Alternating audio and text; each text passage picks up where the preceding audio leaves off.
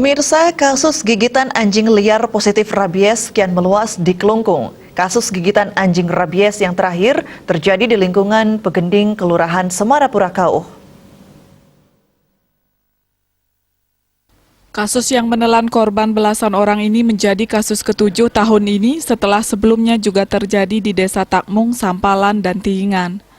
Akibatnya belasan wilayah yang pernah terjadi kasus gigitan anjing rabies dan desa sekitarnya masuk sebagai zona merah rabies. Kepala Dinas Pertanian Kelungkung Ida Bagus Juanida menjelaskan total ada 11 desa kelurahan masuk zona merah. Semuanya ada di Kelungkung Daratan.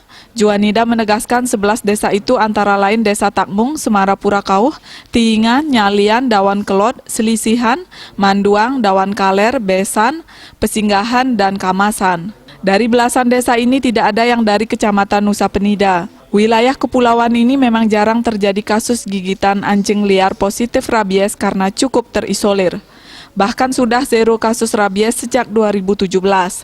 Menurut Ida Bagus Juanida, pihaknya prioritas menangani yang emergensi terlebih dahulu, seperti di daerah Pegending yang sudah 16 warga digigit secara beruntun.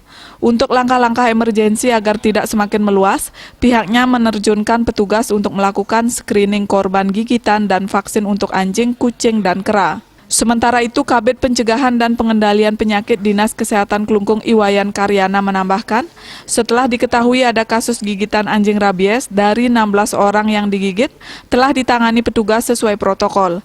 Langkah pertama sudah diberikan vaksin di Puskesmas Kelungkung 1.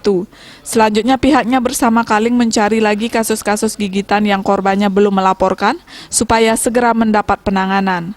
Bagiarta Bali Pos melaporkan.